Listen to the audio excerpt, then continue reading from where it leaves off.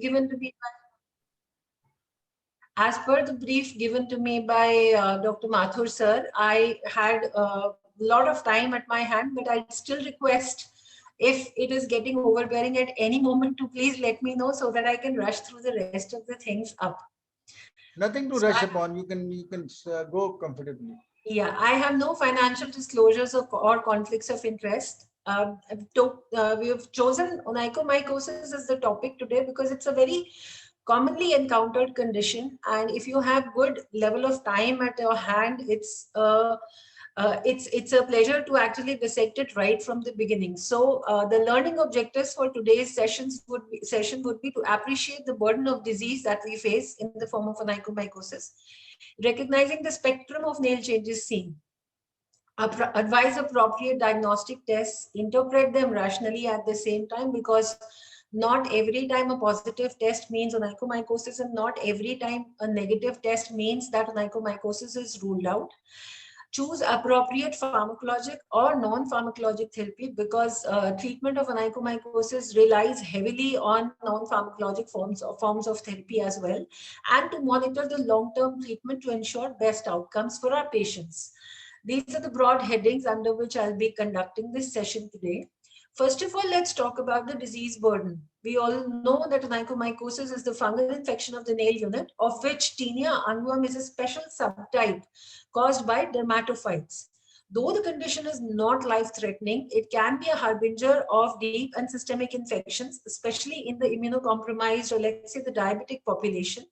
It does have significant psychosocial and emotional effects on the person who suffers from onychomycosis, though it may just seem like nail hi to hai, to kya problem hai? But a disfigured nail, especially the one which is present on your hand, is a constant, it forms a constant impact on the mind of the sufferer, impairing the quality of life. The condition is highly prevalent, with a community prevalence estimated at 3 to 5%, and some studies even putting it up at 26%. And that keeps on increasing with age. So, onychomycosis as a condition, you find it much less common in children, but as the age group increases, that even up to 90% of the elderly may be affected. 30% of all our patients with tinea or cutaneous dermatophytosis have concomitant onychomycosis. So you can imagine the number of patients that we have with tinea, and out of them, a significant number has onychomycosis as well. The prevalence is highly variable across the world, and Indian studies put the population prevalence anywhere between 0.5 to 5% of the general population, and higher in the hospital population. The condition is commoner in males, while candida infections are commoner in females. We all know the predisposing factors, which include the environmental factors like hot and humid climate, use of occlusive footwear, which is probably the single biggest reason for the rise in incidence of onychomycosis over the years, various diseases, especially the lifestyle diseases which compromise the nail unit further, history of trauma, atopy, obesity, contact sports, family history, and most importantly, the biomechanical problems, which, when increased with age, lead to an increasing incidence of onychomycosis as well. What is it caused by? These are the three broad categories of organisms which are responsible for onychomycosis. The largest number of cases are contributed by dermatophytes. And this study in 1999 estimated, I'm just quoting this study because this was one of the very well done studies, in which you see that 68% cases were contributed to by dermatophytes, while 11% each were a result of non-dermatophyte molds or yeasts. Among dermatophytes, Trichophyton rubrum was the predominant species, though we are seeing a mild shift over the years as compared to when this study was done, with Mentagrophytes becoming commoner. Yeast, among them, Candida albicans is the commonest cause. Among the non-dermatophyte molds, we have a large number of species whose names come in any standard text when they are responsible for onychomycosis. The trick lies here that most of them may be just colonizers, may not even be responsible. So that is why we have stringent diagnostic criteria for labeling a patient as NDM onychomycosis. We also need to recognize that mixed onychomycosis, where there are more than one species of fungus isolated and no mycological growth, which was present again in 11% cases. That means the sensitivity of the test is less.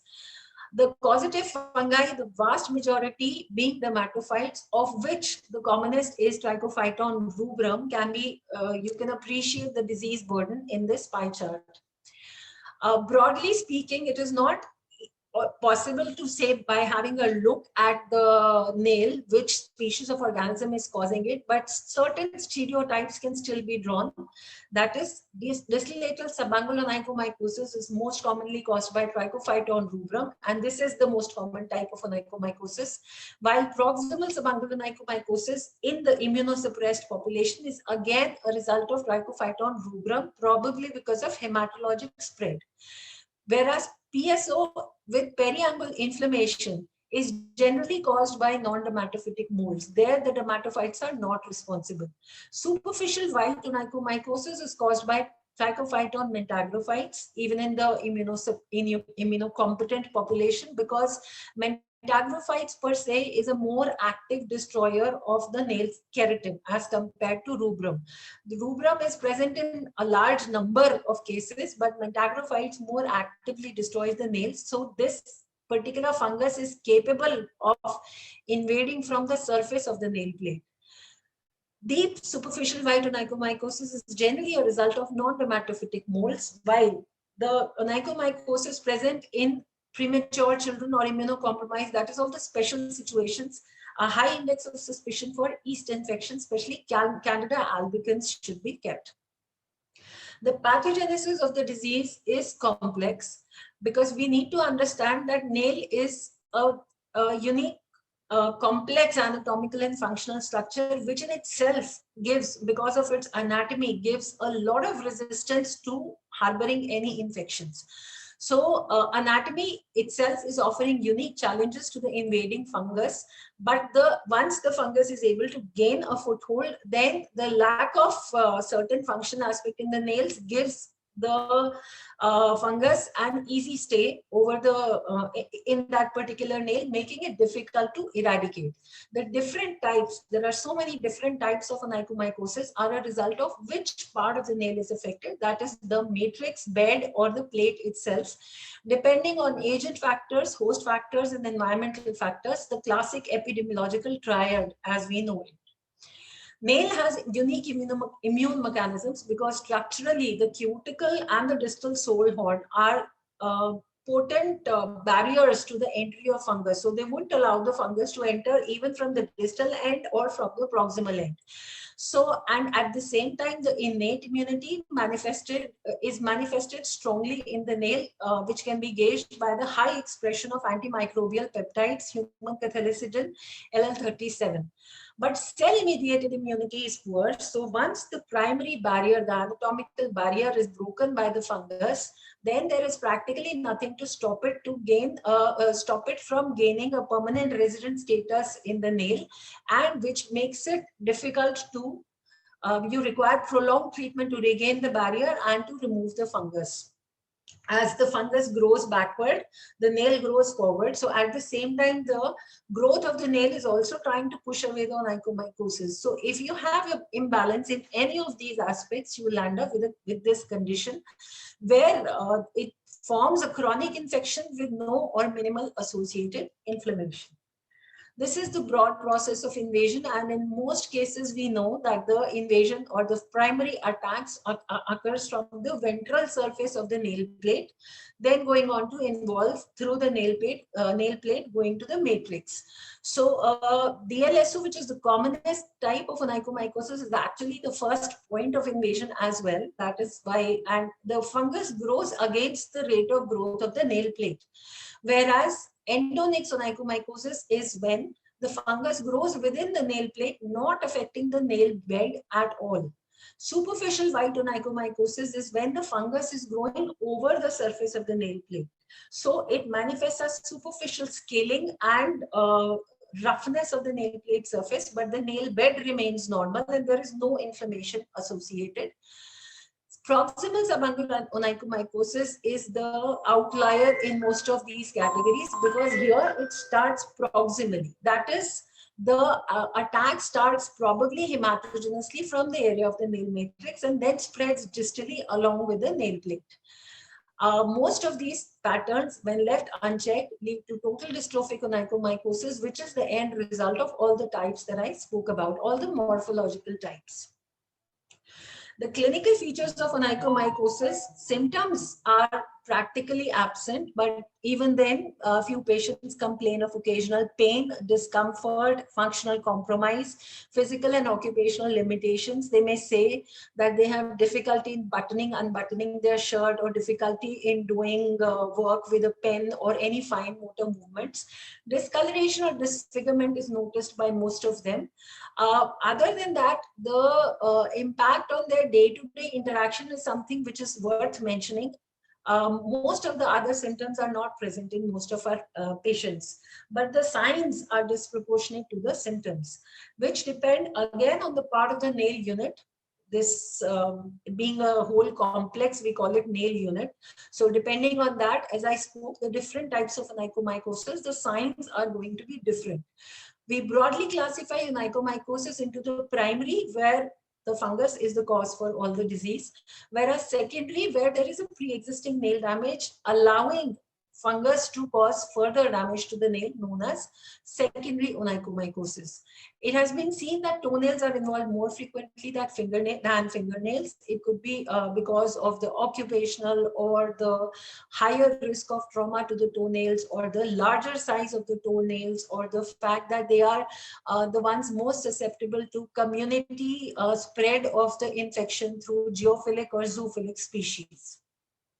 So this would be a typical case where you see a distally starting white patch, and most of the cases may also be associated with concomitant tinea pedis. And this is the commonest type of presentation.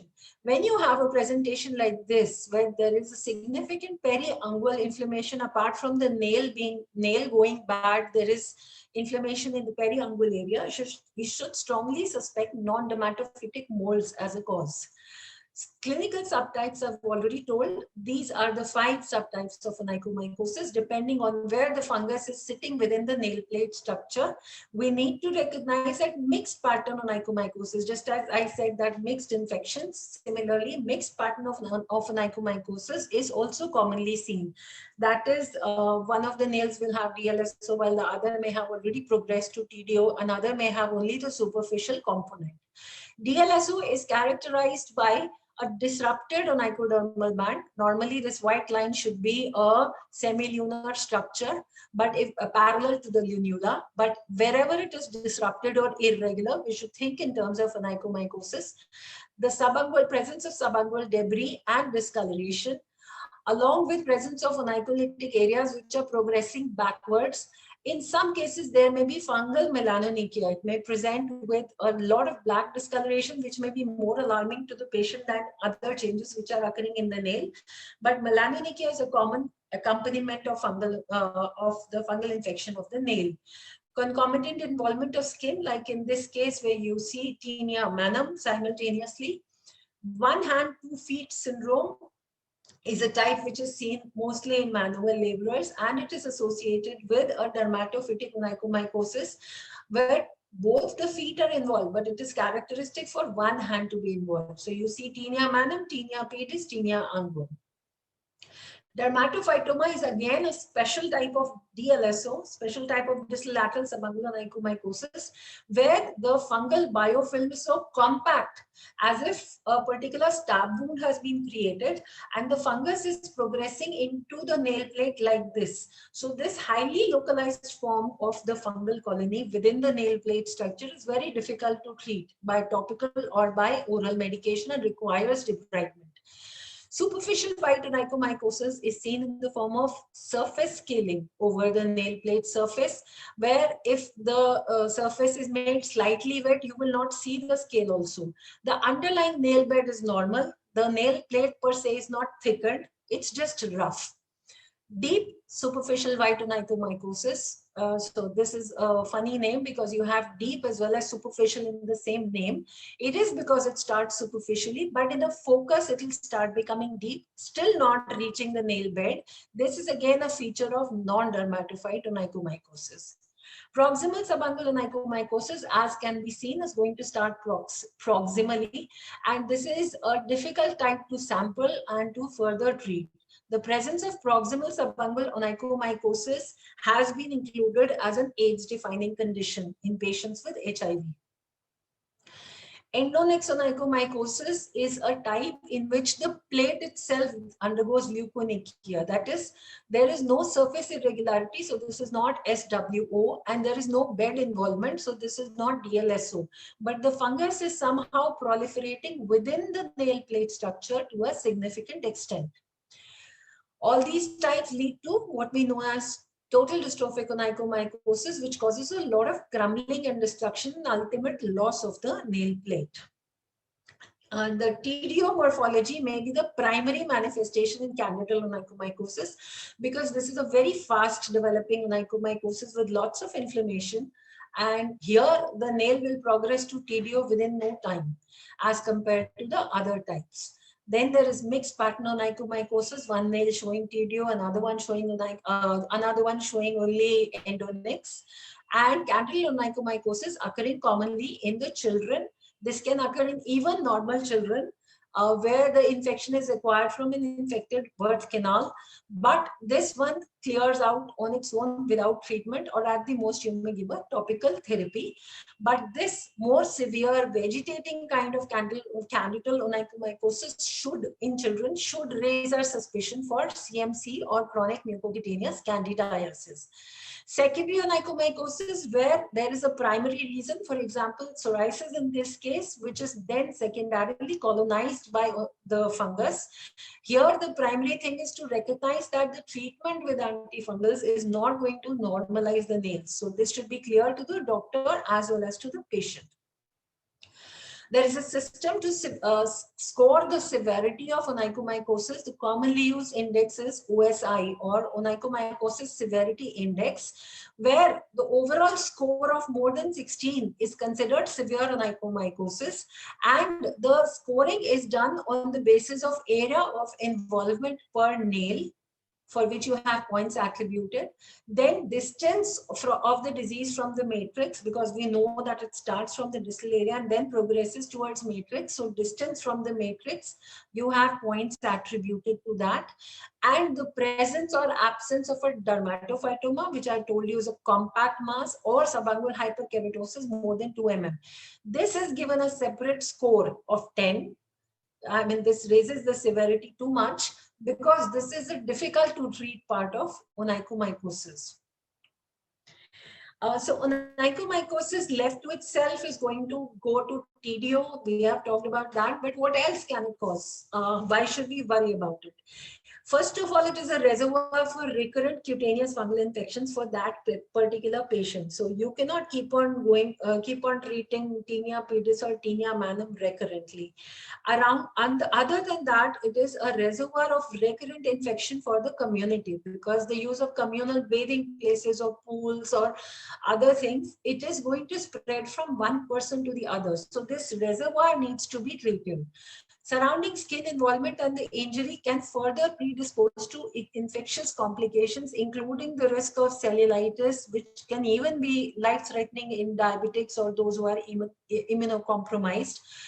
Osteomyelitis, sepsis, tissue necrosis are known, but even though they are quite rare. So this, this kind of answers the question that should we treat onychomycosis, because this is so rampant in the elderly. We'll come to that thing also later. Coming to the differential diagnosis, I'll just be brushing through the images just to make a point for the next section, that is diagnosis, that do we need diagnosis. So most of these nails, on first look, it is quite possible for us to say that this is onychomycosis, but on closer look, you can see that the proximal edge is a mild erythema here. Here, it is more obvious the skin lesions of psoriasis. Proximal subungual onychomycosis, this may look like, but this is in fact psoriasis, and there is a pus accumulating in this area. This is Pseudomonas discoloration here, and this is hereditary form of leukonychia, which you may think that it is endonex onychomycosis. I'm sure all of us busy practicing physicians have come across many scenarios where there is no onychomycosis, but still the patient is being treated, because we find no better explanation for the nail changes. So this is a common scenario. But if we look with a fine tooth comb, then we realize that not all cases which we just label as onychomycosis and start them on a 9-month project of treating their onychomycosis may not have it in the first place. Hence, it is important to recognize the subtle signs and be sure of our diagnosis before we move ahead planning the treatment, which is the main reason for today. For example, this is photoonycholysis. This is sudden onset changes in a patient who was consuming tetracycline, who was started on tetracycline. Similarly, in this particular patient, this is nail psoriasis, where you see again a compact level of hyperkeratosis and mild erythema at the proximal edge. And yellow nail syndrome, another condition. This melanonychia may be confused with fungal melanonychia, but she had nail LP. And there are so many differentials depending on, because onychomycosis is a close mimic of other conditions in the nail. The nail as a unit is capable of manifesting very limited number of clinical manifestations. So the same insult, large number of different insults may produce the same clinical feature. Like pitting is a sign of nail psoriasis also, LP also, alopecia areata also. But it's just the combination of what pitting is present with, whether it is present with scale or whether it is present with a salmon patch, that leads you towards diagnosis. Same is the case with onychomycosis. So it's not one finding which makes it onychomycosis, it's a combination of findings. So hence we come to the diagnostic approach, because we have seen so many differential diagnoses which are possible. There is no study which professes complete reliance on diagnosis on clinical features alone. But unfortunately, that is the practical scenario. Most of us treat onychomycosis without confirming our diagnosis. This is a self-defeating kind of a scenario, because tomorrow when the patient maybe few months later is not responding to your therapy, then it is not, that time is not the time to confirm your diagnosis. The time to confirm your diagnosis is much before that, because you have to justify that long duration of therapy with the cost involved, and you have to give a reasonable expectation to your patient whether the nail condition is going to improve or not. A confirmed diagnosis is imperative before starting therapy to justify the therapy, prolonged therapy, ensure compliance in the treatment, and justify the cost. Diagnostic test success rate depends on adequate sample collection and choosing the adequate test and interpreting it properly. Diagnosis of NDM onychomycosis is even trickier, because the diagnostic criteria are more complicated when it comes to saying that a NDM is causing onychomycosis, because they are ubiquitous contaminants present in the labs, present in our environment. So whether or not they are actually causing onychomycosis or just sitting there is something which we actually need to prove. Coupled with the fact that there is poor response to therapy and we do not have good drugs targeting non-dermatophytic molds. We should keep in mind that a negative mycology report does not rule out onychomycosis if the clinical setting suggests so, because of the limitations of this test. And at the same time, if I'm clinically thinking this is not onychomycosis and still getting a positive QH, that should not make me change my diagnosis. I should interpret the test properly, because fungus might just be present as a colonizer or an innocent bystander. So how do I go about doing this? First and foremost is onychoscopy, which is an augmented examination technique. Your dermatoscopes, both the handheld ones as well as the USB-driven ones, are good for visualizing the different changes in the nails, and give you a rapid office-based suggestion towards diagnosis. I will not say diagnosis, because this is an examination technique. It does not have sufficient sensitivity and specificity to finally say that fungus is present or not. It may not be enough for diagnosis, but two advantages. It helps you rule out differentials, especially psoriasis, and it helps you choose an appropriate sampling site. So for example, the simplest case scenario where onychoscopy is so helpful is onycholysis, that is separation of the nail plate. So when at the border of the separation, you see this linear jagged edge, the proximal spikes, your suspicion should be towards onychomycosis. But if you see a straight border, you don't see that jagged border, then you have to think of other differentials. Like in this case, this is a traumatic damage, a traumatic onycholysis shown by the dried blood in this area, and the proximal erythema to this linear edge where you see dilated capillaries, where the cause is nail psoriasis. So, I mean, I'm just illustrating because this is the commonest thing and the easiest thing which an onychoscopy can show you in both its formats, whether USB driven or whether the handheld dermatoscope.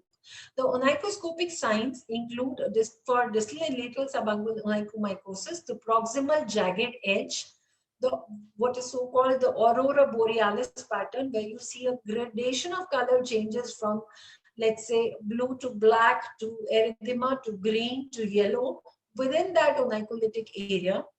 Then presence of a subungual hyperkeratosis along with this distal jagged edge, a distal irregular termination of the nail plate. It's broken at the edges. This is known as pulverization, like here, an irregular termination of the nail plate, complete loss of the nail plate structure where only the remnant is present. The subungual hyperkeratosis, when seen end on, is it has what is known as the ruinous appearance, as in खंडहर की तरह दिखेगा कि there are segments absent from it. It's an empty space as compared to psoriasis, where when seen end on, it's a compact hyperkeratosis. So compact hyperkeratosis versus ruinous hyperkeratosis. This is the dermatophytoma visualized under onychoscopy. Again, the proximal jagged edge. At times, when it is present within the nail plate, you may see just nebulous white opacities present within the nail plate, looking like nebulous clouds within the nail plate structure. This is endonyx onychomycosis, where on closer examination, you'll see this has a dendritic pattern of this leukonychia. And the superficial white onychomycosis, where you'll see it has a regular grid-like pattern, as if longitudinal lines followed and crossing them are horizontal lines.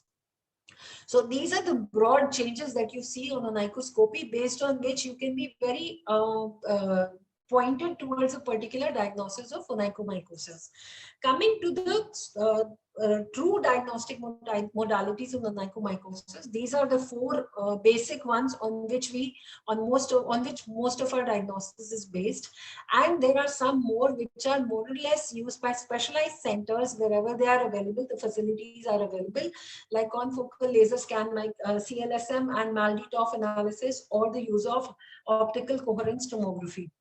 The specimen collection is something which is of paramount importance, because if you collect too distal thing, then they'll be all dead fungi or distorted fungi.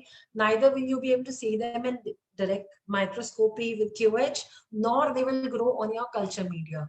So you have to clip the nail plate, which you can do with the help of this nail splitter, and go to the edge where the activity is, disease activity is, where the fungus is growing backwards. So the nail clipper is used to clip back to that level, and you collect the specimen from there with the help of a number 10 surgical blade. It may come out in the form of debris. You may also collect a piece of the nail plate, which, if more than 3 mm in size, can be used for past staining and histopathology.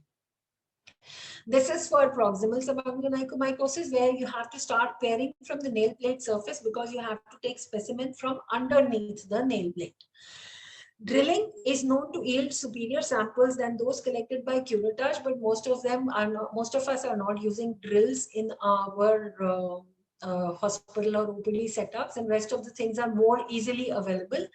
For DLSO, take the sample from the exposed nail bed, because there the actively multiplying fungal mycelium is present after removing the onycholytic nail plate. Other than removing the dead fungi, you have to remove the the bacteria and the other contaminants also, which may hinder the growth on a culture. Take it from the proximal most side. PSO as it is proximal. So there you have to start from top and go down to the bottom to actually take the subungual debris from under the proximal nail plate. WSO is easiest to sample because with the surgical blade, you have to just scrape the material from the powdery nail plate surface. This is like taking a skin scraping, so it's easier. And endonix, you can collect a clipping of the affected nail plate because it is within the nail plate. It will take slightly more time to dissolve in KOH, for which we do for direct microscopy. Direct microscopy is a useful screening test with a sensitivity of more than 90% and can differentiate between dermatophyte versus non-dermatophyte. Beyond that, it can't tell you the species, but it can say that these are arthrospores of dermatophytes versus the spores or the budding forms or the yeast forms of the non-dermatophytes, NDM or Candida. Nail specimens take a longer time as compared to skin scrapings to dissolve in that 10 to 30% KOH that you're using, but you can do it faster by either heating it or by using DMSO solution. Slight heating is very useful and can be used to, examine the specimens as early as possible. The larger pieces you should first pulverize using a hammer or a micronizer to hasten this dissolution. But if you have nothing of this, never mind. You can just leave it overnight also in 10% KOH and examine in the morning. That's also okay. The mount is prepared in a glass slide. All of us know and all of us are doing it. So first at low power and then at high power we examine. How do we improve the sensitivity of this direct microscopic examination is by the use of counter stains, easiest of which is Parker's blue black ink. Phase contrast microscopy, dark field microscopy, or immunofluorescent microscopy. These three modifications to the microscope again are not routinely available in most of the labs, but fluorescent microscopy or the use of chalcofluor white greatly increases the outcome. This is like using PAS versus HNE to examine the specimens. Culture is the gold standard test for species identification, where it is important for you to know the species because you need to test the sensitivity and all. But the culture for nail specimens is simultaneously done on two media. One medium to grow the dermatophyte, that is, which supports the growth of dermatophyte. And even if you don't suspect a non-dermatophyte, simultaneous plating is done on a medium without cyclohexamide to support the growth of non-dermatophyte species if they are involved. So there are two minimum tubes. Of course, there can be more. Minimum 2 tubes that you have to report on when you are specifying that it is a nail specimen. This is not a point of care test because the culture will take minimum 2 to 4 weeks for being declared as negative. The problem with culture is the low sensitivity because it is highly dependent on the lab and your specimen collection, and insufficient sample or sample taken distally or less than optimal conditions in the lab in the form of the temperature maintenance and all may mean that you will get a negative result, and that too after waiting for a month. The specimen should be obtained from pulverized nail scrapings. No antifungal medication should be there, either topical or oral, at least 2 weeks prior to taking that sample. And depending on the growth pattern, color, and microscopic and the microconidia and macroconidia of the fungal colonies, we can speciate very well. The dual inoculation is done on media containing cyclohexamide and media containing without cyclohexamide. And interpretation of result is like if growth is seen on both the media, then the infective agent is probably a dermatophyte. So if a dermatophyte is present, then it is highly unlikely that a non-dermatophyte is doing something. I mean, the dermatophytes are so active that they are the ones primarily responsible for all the issues in nail. But if there is growth only on cyclohexamide-free media, then the infective agent may be an NDM. We still cannot conclude that NDM is responsible because dermatophyte may be falsely negative and this may be falsely positive. That is why interpretation is an issue. Any dermatophyte isolated is considered to be the pathogen. Mold or yeast isolated has to undergo more Agni Pariksha to be able to say that it is the pathogen. For that, you need to have the spores or yeast cells found on the KOH and isolation of at least 5 colonies out of 20 nail fragments plated per person. So you can see such a humongous task to even qualify this particular specimen as a non-dermatophyte onychomycosis, because of which they have revised the criteria to make them less stringent. So they just ask you to take 3 separate samples and those should show the same non-dermatophyte growing to be able to call it a non-dermatophytic mold onychomycosis. Then coming to nail biopsy and histopathology, culture is the gold standard for recognizing the species, but biopsy and histopathology or past staining is the gold standard for diagnosis of onychomycosis. Why? Because this is the only test which actually shows invasion of the fungus into the nail plate structure. So this test once and for all is going to settle the problem for you, whether the fungus is a colonizer or whether the fungus is actually responsible for your patient's trouble. The hyphae are going to be seen as a sandwich sign present between the nail plate corneocytes, signifying ऊपर भी nail, नीचे भी nail और बीच में एक sandwich of the fungal hyphae proliferating. So if you just have spores sitting on top of the nail plate or bottom of the nail plate, the onychalized nail plate, and you do not see the vegetating forms, the broad hyphae or the thin hyphae or whatever, again it is not onychomycosis because that is colonization, not invasion. So, but it cannot identify species, which is the drawback. How do you collect your sample here? If you have a significant onychalized nail plate, then you just take a nail plate biopsy, which is the name given to a clipping 3 to 4 mm taken with a nail splitter. A bed biopsy is taken as a punch biopsy or incisional biopsy where you need to rule out differentials. So if your job is just to confirm, just to rule out or confirm onychomycosis, only the plate is enough because you have to just show the fungus. But if your job is to rule out differentials, then you need the bed also because the changes of psoriasis or LP are going to be seen in the nail bed, not in the nail plate. There you need to take a punch biopsy. So this is how you decide what kind of biopsy you're going to take for your patient. The HNE is a must. HNE sectioning is a must where it shows onychomycosis shows a psoriaciform hyperplasia with parakeratosis, thinned out rete ridges, narrow suprapapillary plates with dilated tortuous capillaries. But PAS or GMS is going to identify the fungal elements present between the nail plate corneocytes, which signify that this is onychomycosis. So this inflammation, predominantly neutrophilic infiltrate with hyperplasia, is just, it could be seen in psoriasis also, but you have to have PAS or GMS stained sections. PAS is the most sensitive technique available for the diagnosis of onychomycosis and has a higher negative predictive value than QH, excluding out other differentials, so many things that we considered earlier. So just to summarize what I've been speaking for so long is, how these 4 tests, because I've not spoken about PCR, so I'll just speak about it later, but how do these 4 tests compare out with each other? Direct microscopy has the advantage of giving you immediate results, and with trained hands, it has a sensitivity of more than 90%. Trained hands collecting sample and trained eyes seeing under the microscope.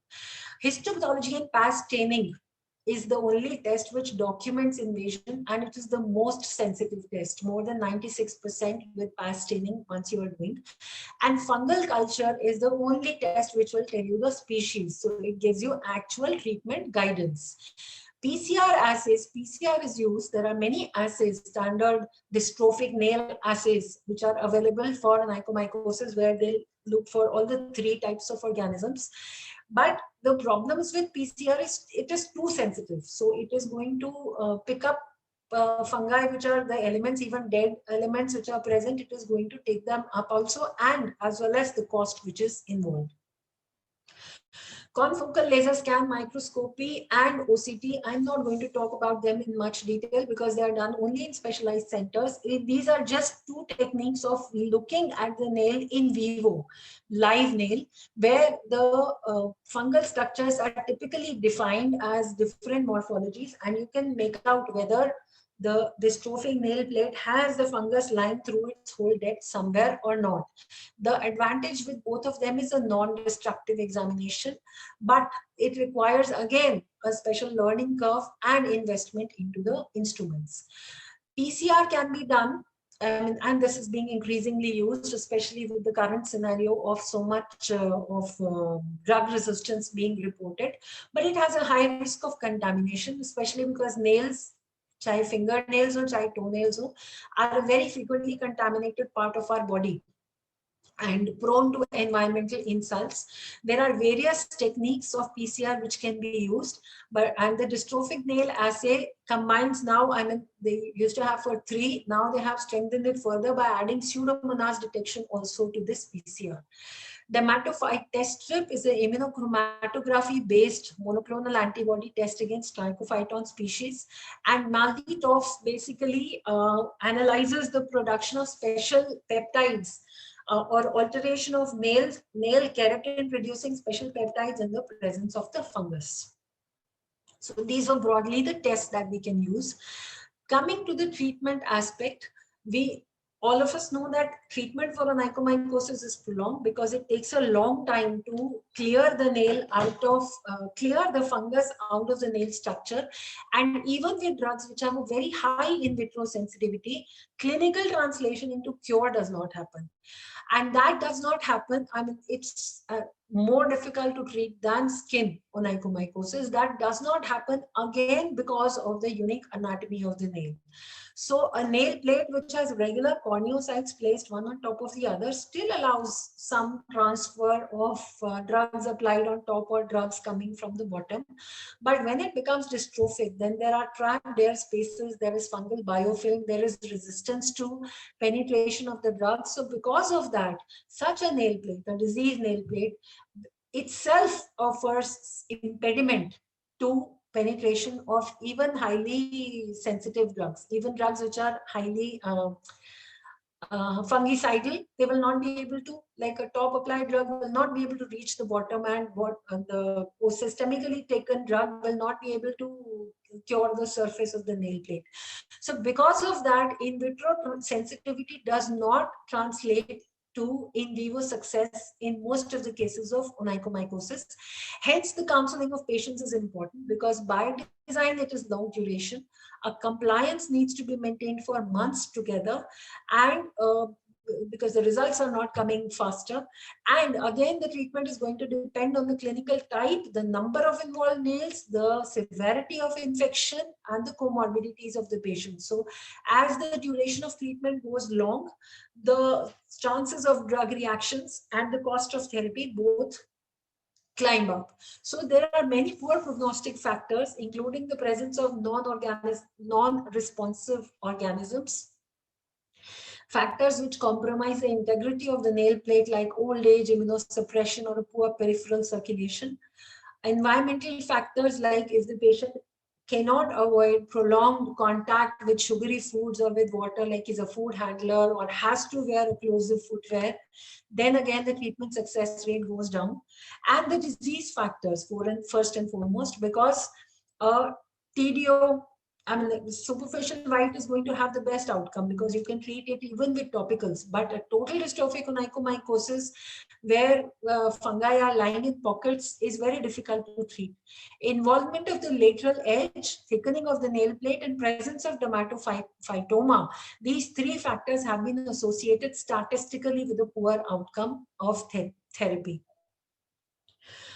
Primary concern of the patient is that they want their nails clean.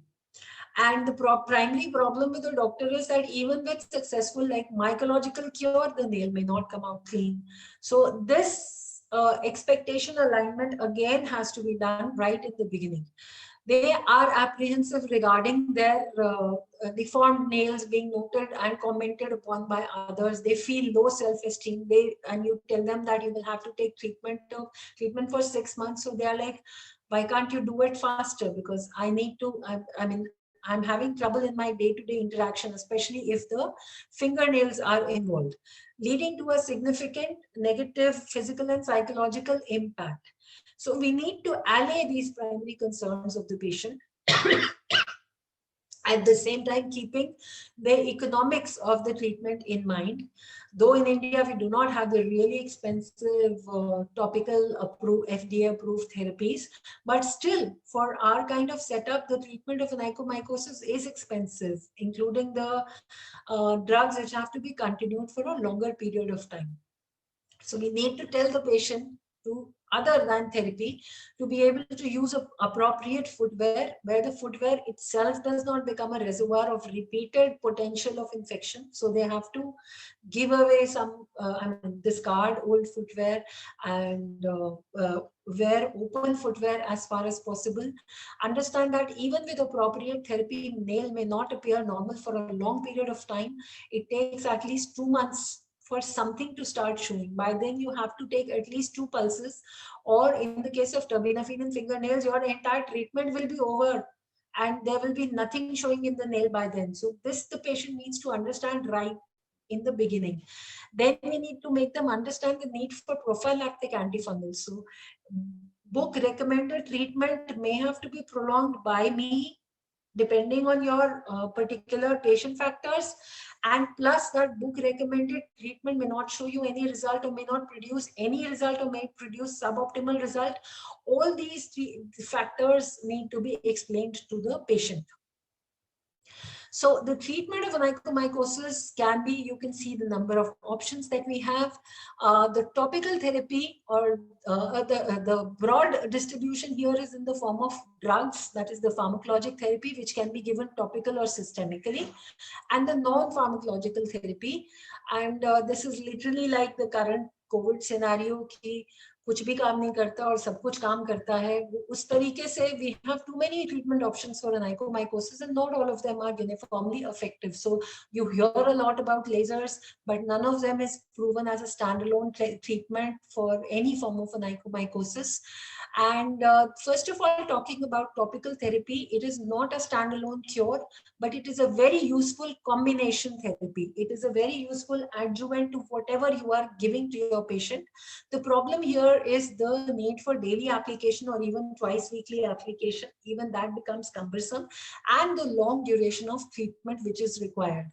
Advantages are you can give it to patients where multiple other drugs are going on or there is a risk of systemic side effects. It circumvents the drug interactions, and it's an effective form of therapy with an appropriate vehicle. But standalone, it is able to produce cure even after a year in 12 to 15% cases, not more than that. So it is indicated in patients with superficial white, DLSO limited only to the distal nail, that is well away from the matrix. If it is coming near the matrix, you have to give oral therapy. Patients unable to tolerate systemic therapy as an adjunct to oral therapy, as a means to prevent recurrence in patient you have cured, for mold infections where aspergillus no drug is going to work, or children with thin and fast growing nails. Thin and fast growing nails in children are basically a big advantage because they are throwing out the fungus by themselves. And if you aid them with some topical therapy, they are likely to produce good results. That doesn't happen in adults, and all the more difficult to happen in elderly where the rate of nail growth has gone down very low. So because of that, the nail itself is not capable of throwing out the fungus. Fungus keeps on invading backwards. Topical therapy is to be, the drugs are good in a culture plate. They may be having very good efficacy, but they do not penetrate the nail plate till you give them some or the other transungual drug delivery system. Most common of these are the lacquers, which have the property of forming a film on the surface, which increases the local concentration. It traps the drug on the surface of the nail plate at very high concentrations, enabling it to slowly penetrate through the nail plate. So that is the role of lacquers. Hydroalcoholic solution of hydroxypropyl chitosan, chemical penetration enhancers, bioadhesive polymers, and surface modifiers like tartaric and phosphoric acid. These are basically destroying the superficial keratinocytes, so aiding the penetration of the drug. Other means of enhancing penetration which have been reported in literature include ultrasound, fractionated ablation using fractional CO2 laser, microporation, or low frequency electric currents, that is iontophoresis. So all these four machines that we know of, the ultrasonic, the iontophoresis, the laser or microporation, have all been used to enhance the penetration of topical therapy in one study or the other and found to be effective. But everything, the problem here is it becomes more and more cumbersome for the patient. So the compliance or treatment adherence goes down. Now coming to the four basic agents which are used in topical therapy and which have good level of literature associated with them. Two of them are available to us for use. Cycloperoxolamine nail lacquer 8%, which has on its own as a single agent given a mycological cure of 47 to 67%, but poor complete cure rates. It's fungicidal. That is why I prefer this particular agent, because of the side effect and of course because of the lower cost as compared to amorolfine. But the drawback here is it has to be applied daily, whereas amorolfine you can use twice weekly, 2 times a week or once in a week. Amorolfine nail lacquer 5%. The surface concentration here is going to increase to 27%. After you apply this 5% solution, the lacquer dries and increases to 27%. And this is to be used 1 to 2 times per week and produces a clinical cure rate to this level. And adverse effects here have been reported, though most of us have been using it, prescribing it to the patients, and not much adverse effects are seen. These two drugs, efinaconazole 10% solution, this is not a lacquer, this has to be put drop by drop from the distal end of the nail plate, and the tavabarol, which is an oxaborol 5%, again a solution which is to be put from the end of the nail plate. Both of them are FDA approved, but both of them are prohibitively expensive drugs with very low cure rates. Other topicals which are terbinafine nail lacquer is coming up in a big way. So you see it in literature, but we still don't see it in the market.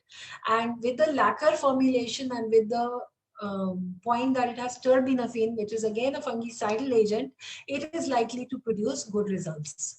Coming to oral therapy, which is the gold standard form of therapy. So a patient of onychomycosis needs to be treated or with systemic drugs, unless you have contraindications where you cannot give. And with systemic drugs, you should give a combination therapy. So this is the mainstay of treatment. Efficacy remains limited, but because of the risk of potential side effects also has to be kept in mind. And this is required in all cases where the disease is approaching the matrix, or cases like TDO, or there is no response to topical monotherapy. There are two main drugs here, terbinafine and itraconazole. And again, it's an often asked question whether terbinafine should be given and itraconazole, because terbinafine doesn't work in skin now. So should we shift to itraconazole? So the answer for this is, in the case of onychomycosis, with the available literature, terbinafine is the drug of choice, because it shows it's again a fungicidal drug as compared to itraconazole, and trichophyton rubrum and dermatophytes are responsible for most of the cases unless you are proving it otherwise. So meta-analysis, multiple meta-analysis have shown that terbinafine has much higher cure rates as compared to itraconazole, though it also produces good results in cases with onychomycosis.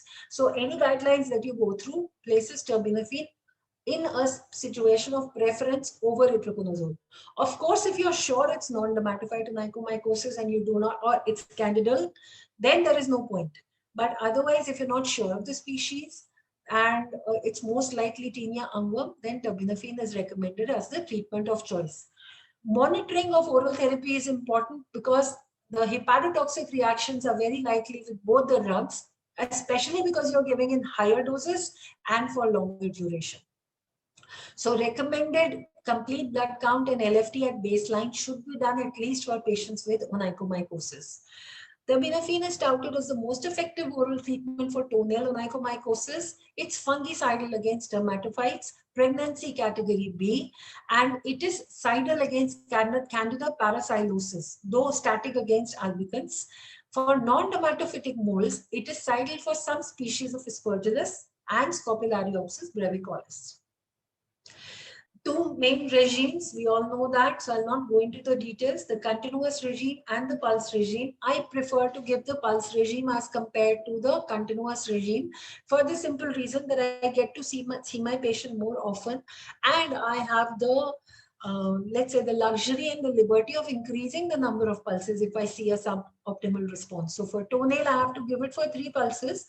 I don't feel that over the past 3 months it is not responding to that level. I'll prolong it to the 4th pulse or to the 5th pulse. It's easier to do rather than prolonging the continuous regime, where you invariably will have to give the break, and after that you will consider that how much nail has grown out to be normal. Longer courses are required for non-dermatophytic species wherever terbinafine is effective. So if it is 6 weeks here, it is 16 weeks there. Adverse effects, we all know, so I'll not talk in detail about that. But these are the kind of results you can produce with in Tinea unguum with terbinafine. Itraconazole is a triazole antifungal which is absorbed well in acidic conditions. So these things we are all well conversant with, that how we have to advise our patient to take itraconazole. This is the preferred agent for pulse therapy, they say, and pregnancy category C. Again, the pulse regime is quite safe, but we should get a CBC LFT at the baseline so that we are sure of our treatment outcomes. And in one of the studies, the pulse regime mildly better efficacy was seen as compared to the continuous regime. Mycological cure rates at 72 weeks for continuous terbinafine were higher as compared to intermittent itraconazole. You can see the difference in the figures. And another meta-analysis of 36 studies showed that terbinafine is more effective than itraconazole, is more effective than continuous itraconazole, more effective than griseofulvin and fluconazole. And both these drugs, griseofulvin, so terbinafine has significantly better efficacy than itraconazole. Of course, with this, if we keep on adding the resistance studies and with the changing times that we are seeing in India, maybe we'll have more data over a period of time. But as of now, this is what the world literature tells you to do. Fluconazole is preferred in the NICO. It's not routinely used, again, because it is a static drug and has to be given for prolonged duration. But the good news is it is safe to give for prolonged duration owing to its safety profile, and it's preferred in pregnancy. Griseofulvin, we have practically no reason to give now, though it is the first drug approved for onychomycosis. We have much better drugs which are available. Ketoconazole is again not recommended because of the risk of its side effects. Coming to newer antifungals, we often ask this question, that should we start the patient on, let's say, posaconazole because it has very good penetration in the nail. But as a general thing, these are neither evaluated properly, nor are they approved for use, and nor should we promote them for the use in onychomycosis of all the things in view of the rising antifungal resistance.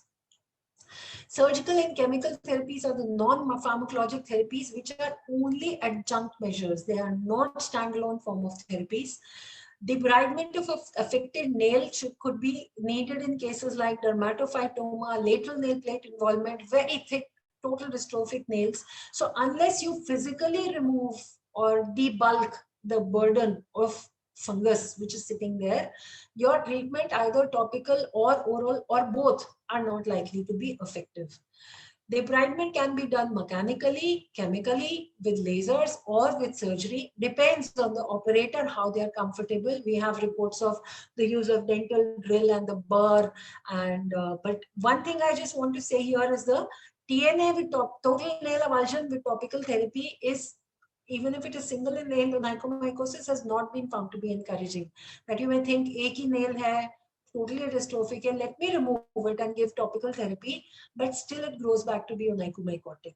So it is discouraged because of the long-term outcome on the nail bed, which remains exposed once you remove the total nail. Debridement, which leaves a part of the nail, is the better way to go for it. Device-based therapy, we are all fond of them, but sad to say that none of them has shown any significant potential as standalone form of therapy again. So photodynamic therapy, 36% cure rates in non-controlled studies. This is the problem in onychomycosis. Studies are less, and whatever they are, they're not comparing two things or not comparing them justifiably, not using the same outcome criteria. Because of that, they are difficult. I mean, it's like comparing apples with oranges to be able to realize that which one is working better. So even with meta-analysis, you are not likely to reach good level of understanding of what is going to work. A number of lasers again have been approved by US FDA for use in onychomycosis, but if you read the fine print, it is basically the FDA approved lasers are for improving the appearance of the nail. None of them is for cure. And cure is something which we are looking at for onychomycosis because improving the appearance is a temporary phenomenon. And you could have different types of mechanisms of lasers working in the nail. So lasers like CO2 laser, the ablative and the fractional CO2 help by increasing the penetration of the drugs, whereas the long pulsed Nd:YAG laser and diode laser are supposed to have effect on the fungi as a chromophore. So ultimately, once we have discussed so much, we come back to combination therapies which work best. So practically, none of my patients are going to be on any standalone one agent. So if I'm giving terbinafine, I'll give amorolfine or cycloporox lacquer simultaneously to the patient to decrease their treatment duration and to ensure better outcomes. This improves cure rates by overcoming the limitations of monotherapy. I may not have to give extra pulses and I may not have to rely on less than optimum form of therapy. I will achieve a wider antifungal spectrum and a possible synergism between the different agents. Combinations which have been evaluated in literature include amorolfine nail lacquer with oral terbinafine, oral itraconazole with amorolfine, surgical or chemical nail removal with topical or systemic antifungals, surgical nail avulsion with topical antifungals. All sorts of combinations have been tried. But because these are not controlled studies or none of them is a RCT, randomized controlled trial, so it is difficult to draw conclusion on the basis of limited sample size in different studies. Other combinations, thoda hatke combinations include boosted antifungal therapy. So this relies on the fact that you will target the resting fungal spores. So the premise being similar to leprosy, that most of the fungi are in a resting state, so they are not taking up the drug, so they survive the attack till you are giving the drug, and after that they are responsible for recurrence or relapse. But here the combination logic works like boosted oral antifungal therapy, where securing a piece of Savarot's dextrose agar on the affected nail plate prompts them to grow into active this thing. And after that, this is followed by a weekly pulse of itraconazole. Similarly, boosted BAT or boosted antifungal topical therapy improves the therapeutic efficacy of amorolfine nail lacquer. Because I'm running short of, I've taken too much time, so I'll skip the special situations and come to treatment failure part of it, because this is something which we face so often. Standard treatment is equal to disease-free nail occurs in less than half of our patients. And I mean, we take photos of them and keep them for record. Treatment is discontinued after standard doses, but the nail may continue to be dystrophic even after a mycological cure. Disease-free nail growth should be monitored up to 1 year, and additional doses of antifungals if outgrowth distance slows or stops after discontinuing therapy. Why does this happen? It happens because either we have not confirmed the diagnosis in the beginning, presence of the nail is anatomically being abnormal right from the beginning, because of which even if you clear the fungus, it is not going to go back to normal. And agnus or asymmetrical gait nail unit syndrome is a common scenario, especially in the elderly population. Then poor penetration of drugs due to total dystrophic, very thick subungual hyperkeratosis or dermatophytoma, and resistant species of fungi. Drug resistance is a very big emerging scenario. In fact, the first report of primary terbinafine resistance in Trichophyton rubrum was from a case of onychomycosis. But you can see over the past 17, 18 years, not much has been reported. So we kind of remain complacent, and plus we do not still know the need to routinely test for antifungal sensitivity in cases of onychomycosis. It is not a part of any of the recommendations or treatment criteria. And because here in nail, other factors also become important. So there is no direct correlation between clinical resistance and in vitro resistance. So something which works in the lab may not work in the nail, but something which is not working in the lab may still work. This is the conundrum which is present in onychomycosis, because of which it's not 2 plus 2 is equal to 4. Even in the cases which we are able to treat successfully, recurrence occurs in up to 25% cases because the initial predisposing factors still remain. And the relapse rates after successful therapy with terbinafine and itraconazole can be as high as 22% 1 to 3 years after successful treatment. This is again here, itraconazole scores 1 point less because it is more likely to produce mycological recurrence as compared to terbinafine. And this could be only because of the possible factor that terbinafine is a cyclic drug than itraconazole, which is a static drug. So how do we do this? Prevent the recurrences. Most of our patients here should be prescribing prophylactic antifungal topically. Oral, not recommended. Topically, maybe we choose, depending on whether it is recurrent tinea pedis or interdigital, then we can use creams or powders. But for nail, even amorolfine nail lacquer applied with half the frequency of standard regimen continued over 2 years or so prevents the or brings down the incidence of recurrence. Itraconazole recommended at first sign of any recurrence of onychomycosis is another strategy to prevent landing up into the same scenario where we started. In the end, I'll just go through the published recommendations in the field of onychomycosis. AAD recommendations of 2013 say that oral antifungals should not be prescribed for suspected nail fungus. You should confirm it. Starting the patients on treatment before confirming diagnosis unnecessarily exposes them to adverse effects. And though it can be diagnosed clinically, it is important to confirm on pastane or clipping or fungal culture. The BJD guidelines 2014 are more elaborate with respect to treatment aspects. In adults, it says that itraconazole first line of treatment, terbinafine first line of treatment generally preferred over itraconazole. This they are associating with the levels of evidence, which are if you go through the whole set of guidelines. Fluconazole useful alternative in patients unable to tolerate terbinafine or itra. Griseofulvin lower efficacy, higher relapse rates compared with terbinafine and itra. And combination treatment is recommended if response to topical monotherapy is not likely to produce results. Topical treatment recommendations include the use of amorolfine, thioconazole. This drug is not available here in India, and cyclopirox. These two are available to us.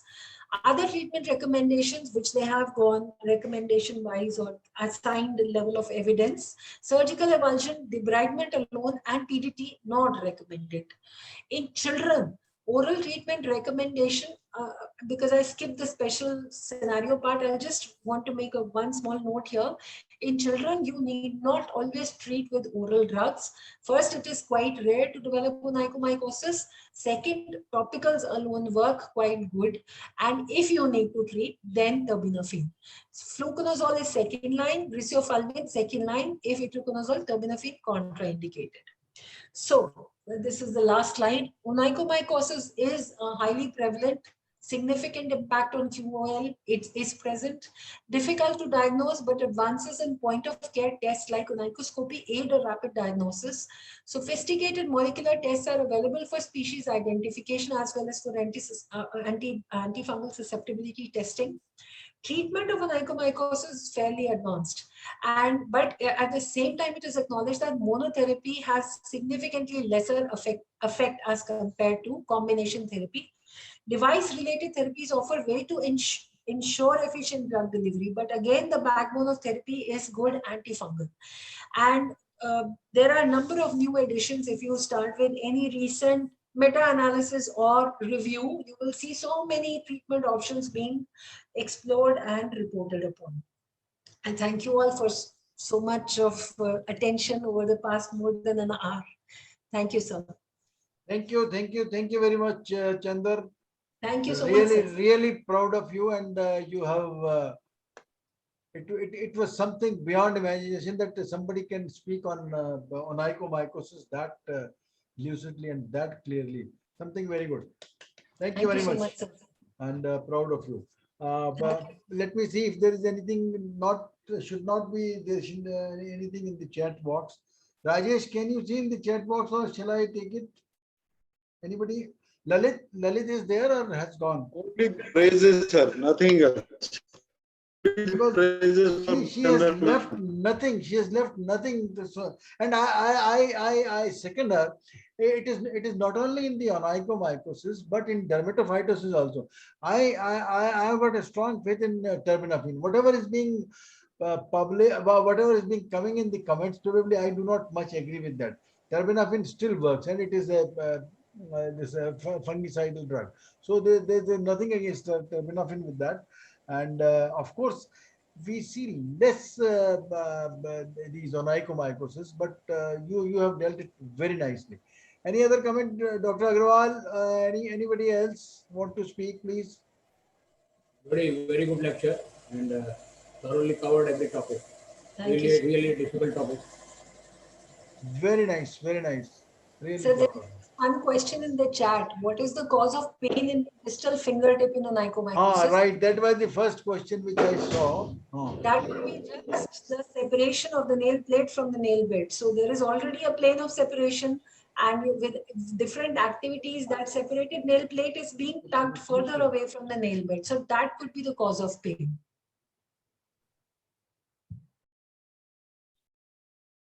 All right. So I think nothing is left, and it's time to say good night to all. Thank you very much, Chandar. Thank you very much. Thank you. Thank you. Thanks a lot. Right.